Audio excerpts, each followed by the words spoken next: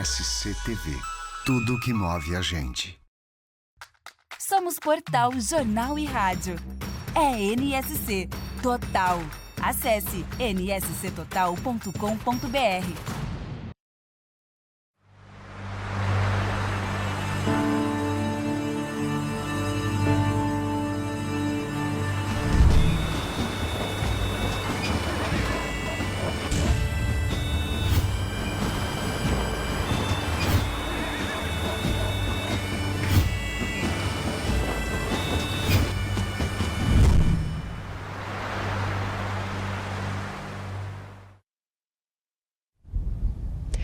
Olá, uma ótima tarde para você que nos faz companhia aqui na nossa Santa Catarina. Estamos ao vivo falando de Florianópolis nesse sábado lindo de sol, de céu azul. Floripa, que completou ontem mais um aniversário, 345 anos de história, de cultura e de belezas naturais.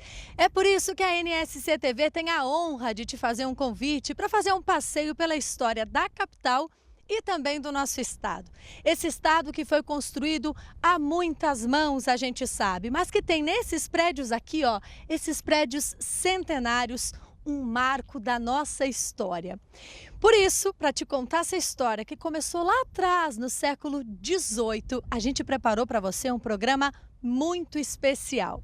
O texto é de Ricardo von Dorf. As imagens belíssimas são do Jean Carlos. E por isso, a partir de agora, a gente te convida a fazer uma viagem no tempo.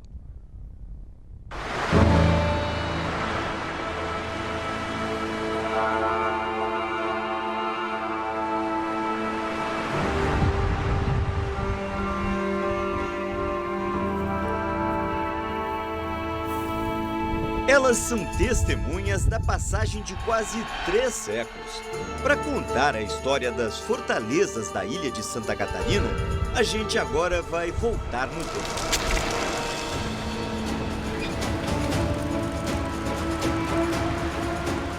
Navegar era preciso, lá nos idos de 1700. Assim, novas terras e riquezas eram conquistadas.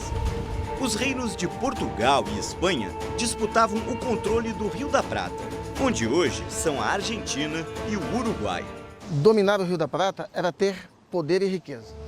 E no caminho até lá, numa posição estratégica, estava a ilha de Santa Catarina.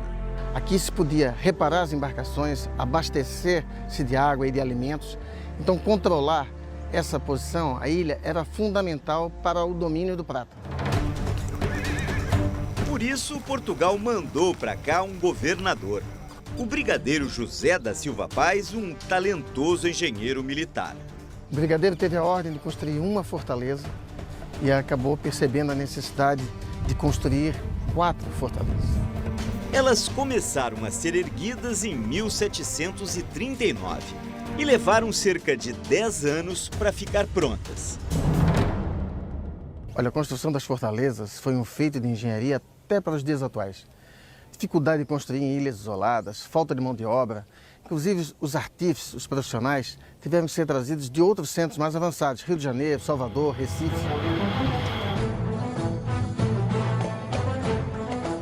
Primeiro foi a fortaleza de Santa Cruz, na ilha de Anhatomirim.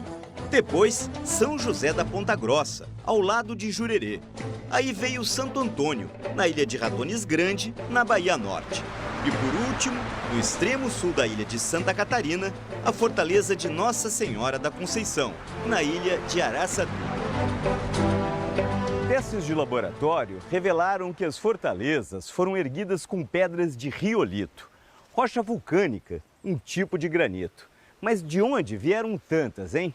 Bom, bem dali, dos costões da ilha. Imagina a trabalheira de cortar essas pedras e empilhar uma por uma.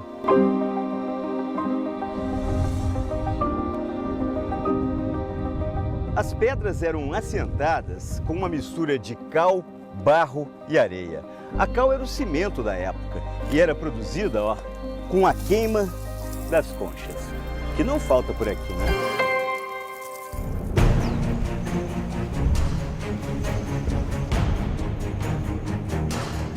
Os portugueses capricharam na majestosa escadaria da fortaleza de Anhatomirim, que também foi a primeira sede do governo da capitania.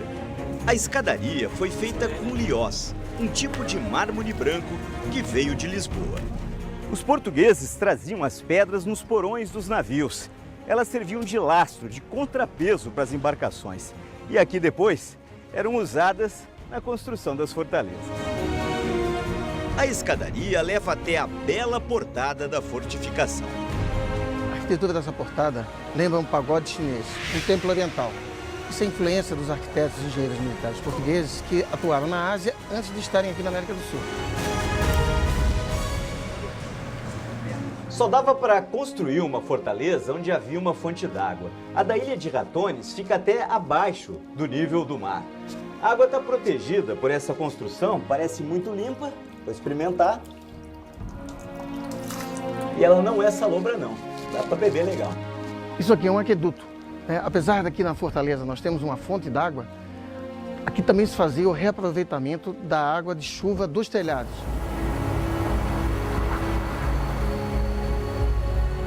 Mas voltando, por que 4 fortificações, hein? Repare nesta imagem. As fortalezas de Anhatomirim, Ponta Grossa e Ratones foram estrategicamente dispostas para formar um triângulo defensivo no norte da ilha. A ideia era cruzar o fogo dos canhões e proteger a baía da invasão de navios espanhóis. Já a 4ª fortaleza, na ilha de Araçatuba, foi construída para enfrentar ataques pelo sul. O que mais chama atenção aqui na fortaleza de Araçatuba é a bateria circular de canhões. É uma das poucas assim que existem no mundo. E olhando aí de cima, dá para ver direitinho que os armamentos eram dispostos em 360 graus. Quer dizer, de qualquer lado que viesse o ataque, o inimigo podia ser combatido. Por mais de 3 décadas, os soldados portugueses vigiaram o horizonte e só enxergaram o mar. Até que um dia... Os espanhóis estão chegando! Esse capítulo da nossa história foi escrito em 1777, quando o poderio naval da Espanha calou os canhões das fortalezas da ilha. Daqui a pouco, a gente conta mais sobre ele. Agora vamos falar de novo do brigadeiro José da Silva Paz. O primeiro governador da capitania de Santa Catarina não só teve a ideia, como projetou todas as fortalezas. O gênio do brigadeiro foi conseguir acomodar em 4 lugares completamente diferentes o mesmo conjunto de edificações necessário para o funcionamento de uma fortificação militar do século XVIII. Assim, todas as fortalezas tinham basicamente esses prédios. A casa do comandante, onde ficavam os oficiais. O quartel da tropa, para abrigar os soldados. Uma capela, afinal as conquistas eram feitas em nome de Deus e da Santa Igreja Católica. O paiol para guardar a pólvora dos canhões. O paiol da pólvora geralmente ficava no ponto mais alto da fortificação, o mais longe possível dos tiros dos navios, que eram disparados da linha d'água. Aqui na fortaleza da Ponta Grossa, o paiol da pólvora foi construído colado à casa do comandante. Uma verdadeira temeridade, já que se ele fosse atingido, o prédio todo iria pelos ares. Tinha também a Casa da Farinha, lugar onde ficavam os alimentos. E mais uma construção de nome quase desconhecido hoje em dia. Já ouviu falar de Casa da Palamenta? Pois nela ficavam todos os equipamentos, os apetrechos de artilharia necessários para o disparo dos canhões. A Casa da Palamenta de Ratones é a única que ficou de pé. A maior parte dos canhões das fortalezas era de ferro fundido. Portugal não dominava a tecnologia e mandava fazer na Inglaterra. Este armamento podia dar de 100 a 150 tiros. Depois disso, havia o desgaste, a fadiga do material e o risco do canhão explodir. Os velhos canhões de ferro eram descartados como lixo. Hoje a gente não encontra mais nas fortalezas os canhões de bronze, os preferidos dos portugueses. Os canhões de bronze eram mais confiáveis, podiam disparar 500 tiros ou mais. Eram mais leves, mais fáceis de ser transportados e ainda podiam ser refundidos em novos canhões ou em estátuas. Esses canhões disparavam a uma distância de até 2 quilômetros, mas em matéria de precisão, o tiro não passava de 400 metros. A bala não era para explodir, e sim para furar o casco e afundar os navios inimigos. E antes de cada tiro, os soldados pediam a proteção da padroeira. No manual dos granadeiros está escrito que antes do disparo de cada tiro de canhão, deverias invocar a proteção de Santa Bárbara, padroeira do granadeiro. Invoco a proteção de Santa Bárbara. Fogo à peça! Mas no dia 23 de março de 1777... Os espanhóis! Os espanhóis! Os espanhóis estão chegando!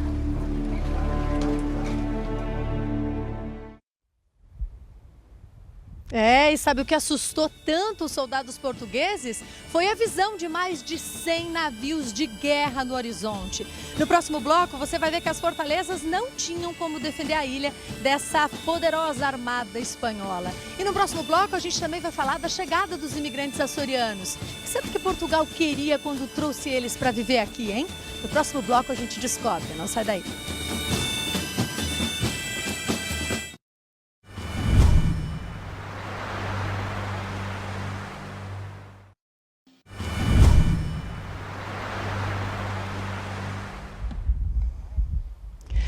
Estamos de volta e hoje ao vivo aqui de Florianópolis, da Fortaleza de São José da Ponta Grossa. Você conhece?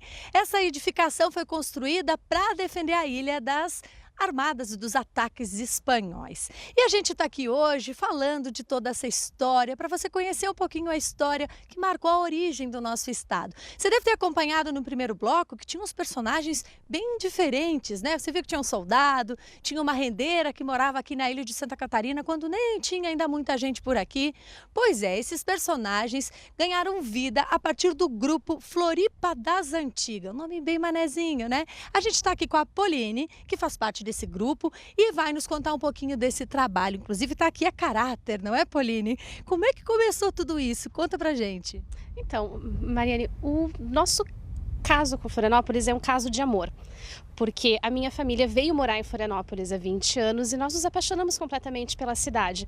E chegou a um ponto em que nós sentimos a necessidade de transmitir para outras pessoas o amor que nós temos pela cidade e pegar todas essas histórias fantásticas que existem a respeito da ilha e passar isso adiante para que todo mundo conhecesse mais a história e a memória da cidade. Vai além, né, dessa paixão pelas belezas naturais que a gente sabe, claro, que Florianópolis tem e que todo mundo conhece, mas é uma paixão pela história, né, pelo passado. A gente vai vendo as tuas roupas e vai vendo um pouquinho da história que a gente acompanhou no primeiro bloco e vai entendendo de onde começou tudo, né? A nossa ideia é realmente mais do que só contar a história para as pessoas, é trazê-las para lugares onde a história aconteceu e fazer com que elas vivam o máximo possível essa história no local onde ela aconteceu. É uma imersão mesmo. A partir do momento que, além de ser uma história contada, é uma história vivida, se torna parte da pessoa e é isso que nós queremos. A gente está vendo ali no fundo, né, ao fundo, o Soldado Espírito Santo. Como é que vocês fizeram assim essa pesquisa para entender exatamente como essas pessoas viviam, como elas se vestiam, como era o comportamento delas? Olha, Mariane, é um trabalho de detetive, porque nós passamos muito tempo procurando pelos documentos originais da época, cartas, relatos de viajantes, documentos que foram escritos pelos governadores e pelos comandantes que passaram pelas fortalezas, em que no meio das comunicações até oficiais eles deixavam alguns detalhes sobre a vida das pessoas, como é que era o dia a dia, o que as pessoas comiam. No caso dos viajantes, a gente conseguiu até descobrir o cheiro que eles relatavam que a ilha tinha, que era cheiro cheiro de limão e cheiro de laranja, de saber como as pessoas se vestiam e, como é um caso super famoso, até a primeira música registrada por escrito, que é uma partitura de uma música daqui da ilha, foi colhida por um viajante.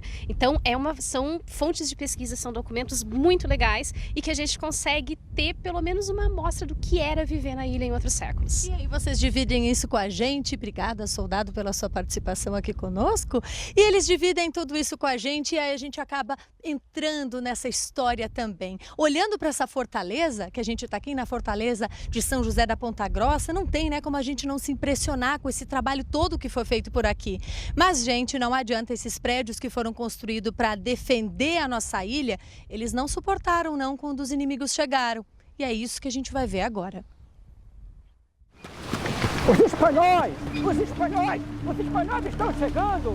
Nenhum sistema de defesa, nem o tal triângulo de fogo, poderia salvar a ilha do poder dos invasores. A Armada Espanhola chegou aqui com a força de 117 navios.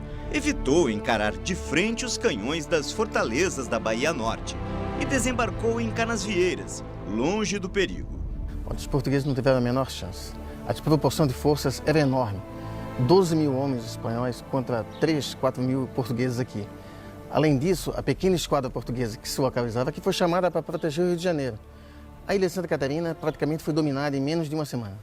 Houve pânico e tanto os militares como a população civil trataram de sair da ilha e buscar refúgio lá do outro lado, no continente.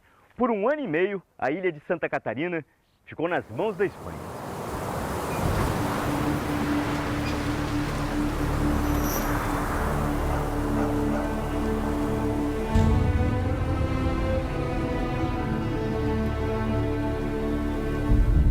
Quando as fortalezas começaram a ser erguidas, a ilha de Santa Catarina era quase um vazio de gente.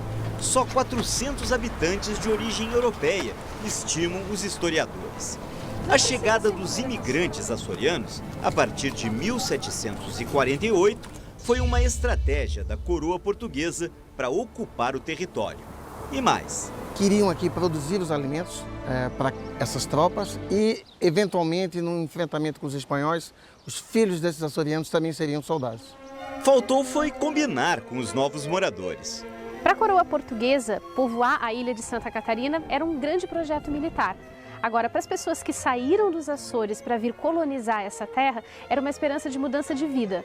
A ilha logo ganhou novas cores. Os viajantes que passavam pela ilha diziam que os portugueses gostavam de roupas muito coloridas, que gostavam de fitas, gostavam de bordados. E virou uma espécie de pomar. Diziam que ela cheirava a laranjas e limões. E era essas frutas que os navios estrangeiros vinham buscar aqui para poder se abastecer nas suas viagens e evitar o escorbuto, uma doença causada pela falta de vitamina C e que custava muitas vidas a bordo dos navios.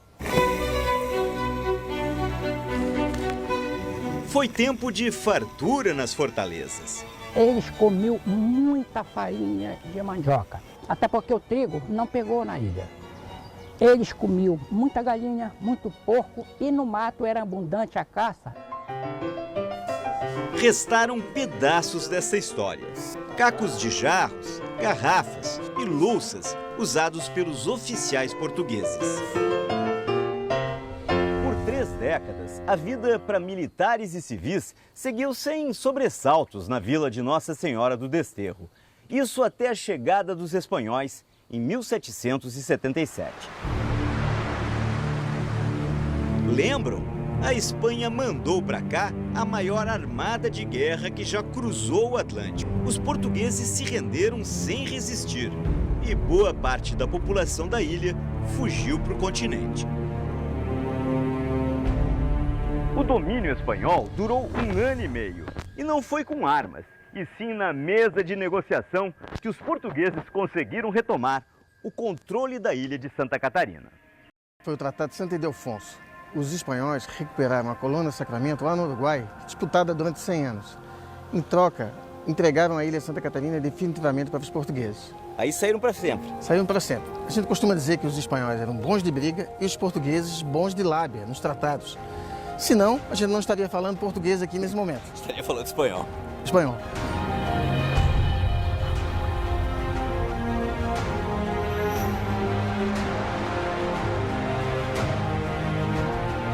Quase um século depois, o inimigo era outro e também a função das fortalezas. Anhatomirim virou um hospital para soldados feridos na Guerra do Paraguai e também local de quarentena para quem chegava nessas bandas e poderia ser o portador de alguma doença perigosa. A fortaleza de Ratones teve um papel importante no controle de epidemias. Aqui entre 1800 e 1900 funcionou um lazareto, um lugar para isolar as pessoas com cólera, febre amarela e outras doenças infecciosas. O lazareto de Ratones era uma questão de saúde pública. Doenças como essas, se chegassem à cidade, podiam dizimar a população inteira, tanto civil quanto militar. Anhatomirim também foi testemunha de um dos capítulos mais sombrios da história de Santa Catarina, a chacina de opositores do governo de Floriano Peixoto. Muitos descontentes com o governo do ditador foram presos na calada da noite na então cidade de Desterro e trazidos aqui para os calabouços da fortaleza de Anhatomirim. Até hoje não se sabe ao certo como eles foram executados, se por fuzilamento, enforcamento ou degola. Não há consenso entre os historiadores. Os números variam de 43 a 180 pessoas. Não houve processo legal. Então, portanto, houve uma execução sumária. E isso foi uma chacina.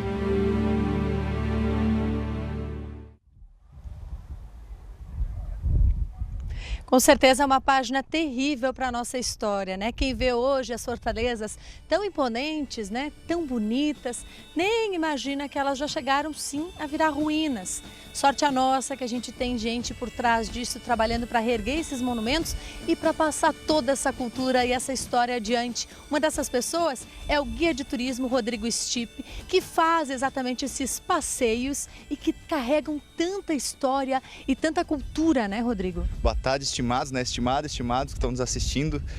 Sim, a gente tem as fortalezas assim, um grandíssimo cenário, né? Melhor que qualquer tela HD, que é viver a história de fato onde a gente está aqui. Então as fortalezas ano passado registraram um número recorde de visitas, o que é muito bom e significa o quê? Além de a nossa cidade ser um turismo de sol e mar, como é a característica de Floripa, as pessoas estão buscando informação.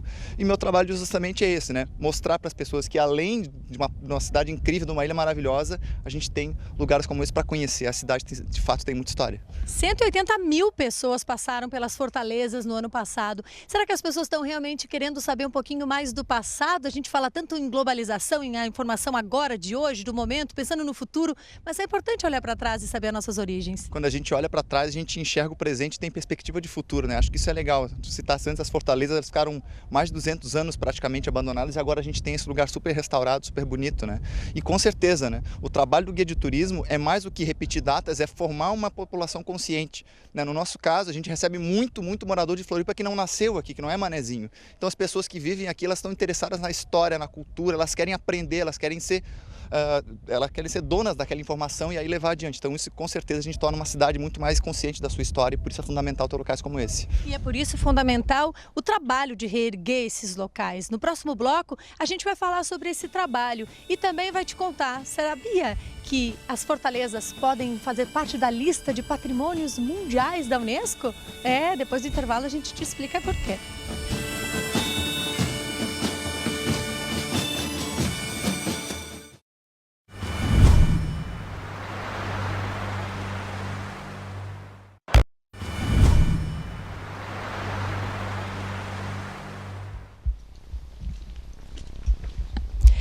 A gente está de volta e com um grupo que preserva uma das práticas que vieram com os açorianos quando chegaram aqui para colonizar a ilha de Santa Catarina. É a renda de bilro. Você já ouviu falar? Já viu? Olha só essa oportunidade de você estar vendo aqui ao vivo na tela da NSC TV a dona Nelly fazendo a renda. Como é que a senhora aprendeu essa técnica? Com a minha mãe. Aos 7 anos de idade comecei a aprender a fazer a renda. Quantos anos já agora praticando? 58 anos fazendo renda. E a gente consegue passar isso para as novas gerações? Elas, quando chegam perto da senhora, sabem do que se trata? Querem aprender ou não se interessam muito? Não. Elas sabem porque a maioria das meninas são netas de rendeira, né? E filha de rendeira, mas no momento não querem mais aprender a fazer a renda. É uma pena, né? Porque a gente sabe que na história, a gente está acompanhando agora desde o início do programa, faziam parte, assim, dos trajes, né? Do passado. Hoje ainda é possível encontrar as rendas tão bonitas. Os jovens não querem mais aprender o que é tradição, não querem mais manter a tradição, né? O que é que a gente vai fazer? A gente não pode obrigar. No meu tempo tinha que aprender a fazer a renda. Não havia um outro trabalho, mas agora estão ganhando estudo, quem estuda consegue se formar, pegar um trabalho melhor. Sim. A renda de birro ficou para trás. Mas, dona Nelly, a gente está aqui justamente, não para obrigar, mas para dividir sim um pouquinho dessa história. Eu vou pedir licença para a senhora continuar fazendo a sua renda aí, porque a gente precisa sim dividir com a nova geração o que é a nossa origem, como aconteceram as coisas. E se hoje a gente pode estar aqui contemplando um pedacinho dessa história, a gente precisa sim agradecer ao trabalho da Universidade Federal de Santa Catarina. Foi com eles, foi lá atrás no projeto chamado Fortalezas, que hoje virou uma coordenadoria da UFSC, que tudo começou. E está aqui comigo o responsável por tudo isso, esse cara aqui que chama Salvador. E agora a gente vê, né, Salvador, a dona Lili falando que hoje ninguém mais se interessa muito pela história, mas a gente faz questão de mostrar, sim, as nossas origens e fazer questão de dividir toda essa cultura. É, claro, né? Eu não sou responsável por tudo que aconteceu na UFSC, claro, mas a universidade sim, né? A universidade que está cuidando dessas fortalezas há 40 anos, né?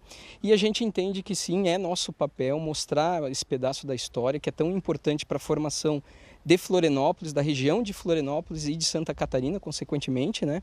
Então a gente tem aí um trabalho de conservação, não só desses prédios aqui da Bahia Norte, mas claro, dessa história que está tão nas nossas raízes, né? A gente falava, né, que hoje tão imponentes, tão belos e já foram ainda muito mais, essas fortalezas também viraram ruínas. Como é que é o trabalho de vocês para conseguir transformar isso de novo, né, em um pedacinho da nossa história?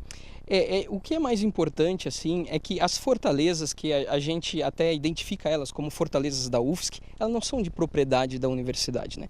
A universidade é simplesmente a gestora desses. Simplesmente não, porque há muito trabalho envolvido nisso, claro. Mas o que a gente precisa cada vez mais, e o que a gente está procurando fazer, é trabalhar cada vez mais com parcerias, né? Então, a gente tem monumentos belíssimos para visitação, de cultura, para preservação da nossa identidade, da nossa história.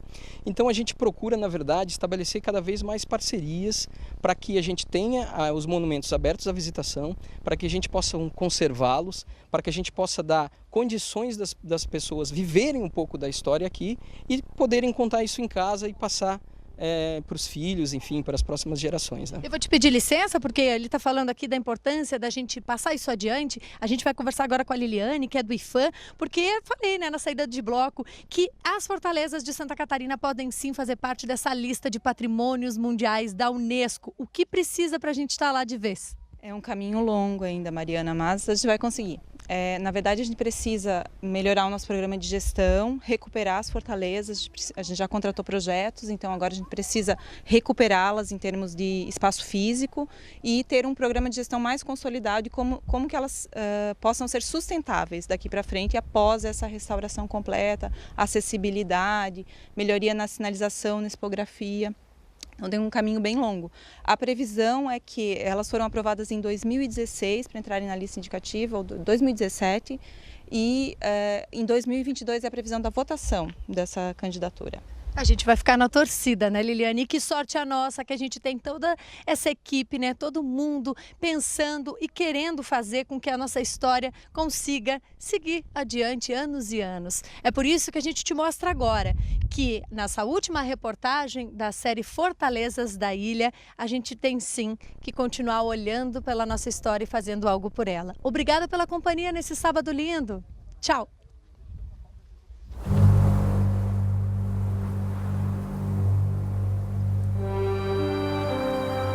Quando o século XX chegou, 3 das 4 fortalezas já estavam à própria sorte.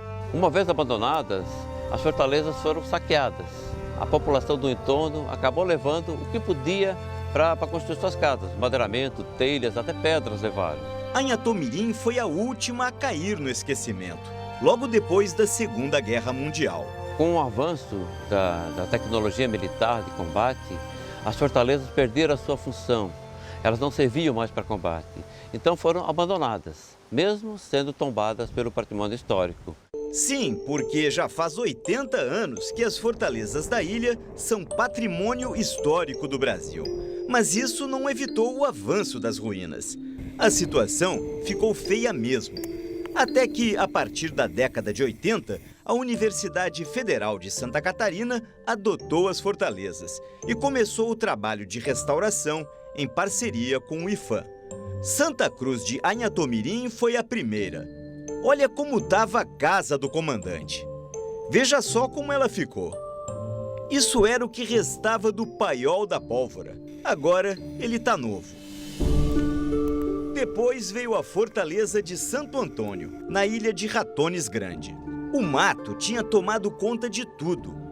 Foi o chamado para um mutirão de limpeza que atraiu o biólogo José Olímpio. Na época, ele tinha só 14 anos e muita vontade de ajudar. Quando nós chegamos aqui para os mutirões, na verdade não se via o forte. Aquela floresta que você vê lá em cima, acima do forte, cobria o forte até a beira da água. Não se via o forte da praia aqui da ilha. Éramos todos amadores, mas muito motivados, né? Então essa energia positiva é que tocava a coisa para frente, né? Nós levamos aproximadamente 3 anos para fazer uma limpeza completa. Foi no esforço que era possível, né? Olha só como ficou. Mais do que uma restauração, foi um renascimento. A última fortaleza também estava muito destruída. São José da Ponta Grossa teve os prédios refeitos. As imponentes muralhas foram reparadas. Aqui está a única capela que restou de pé nas fortificações. A gente imagina que as fortalezas sempre foram assim, com as pedras aparentes. Mas não é nada disso não. Quando elas foram construídas, as pedras eram protegidas por um reboco, que com o vento, o sol e a chuva foi se desfazendo. Essas pedras estão expostas há tanto tempo que isso já entrou no imaginário das pessoas. Essa situação ela é mais didática, ela demonstra a ação do tempo sobre as fortalezas. O projeto de recuperação das fortalezas foi financiado pela Fundação Banco do Brasil, que naquele tempo, anos 80, doou o equivalente a $1 milhão.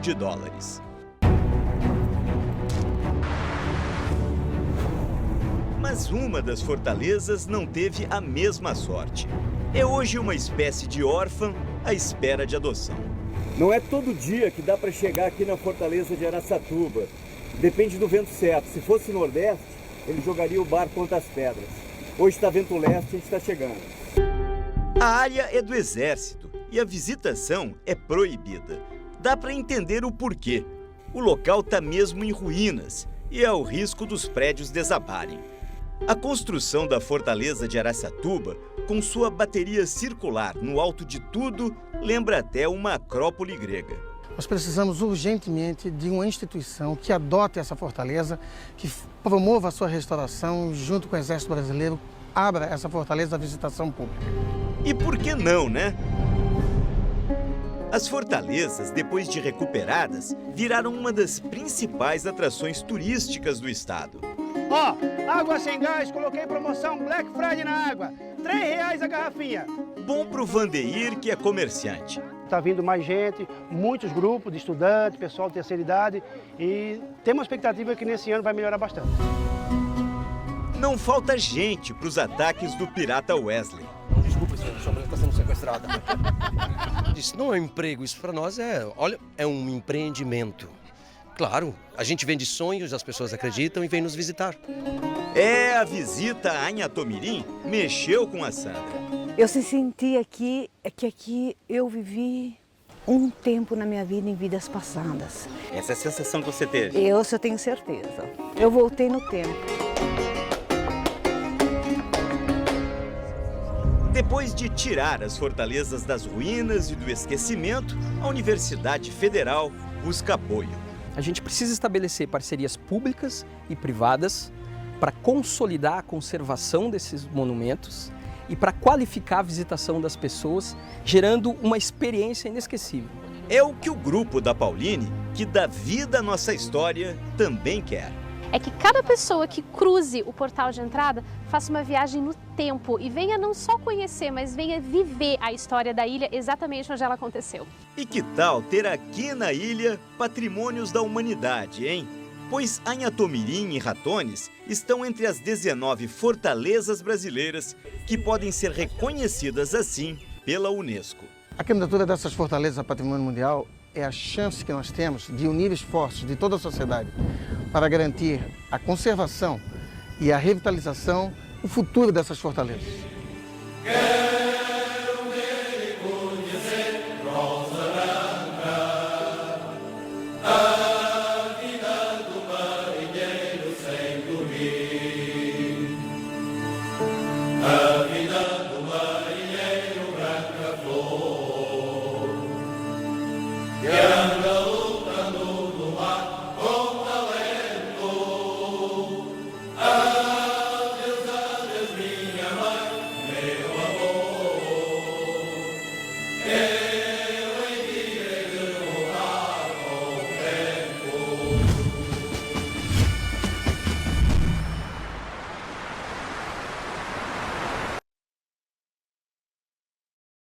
O G1 Santa Catarina traz as principais notícias do estado em tempo real. Serviço, trânsito, previsão do tempo, g1.com.br/SC.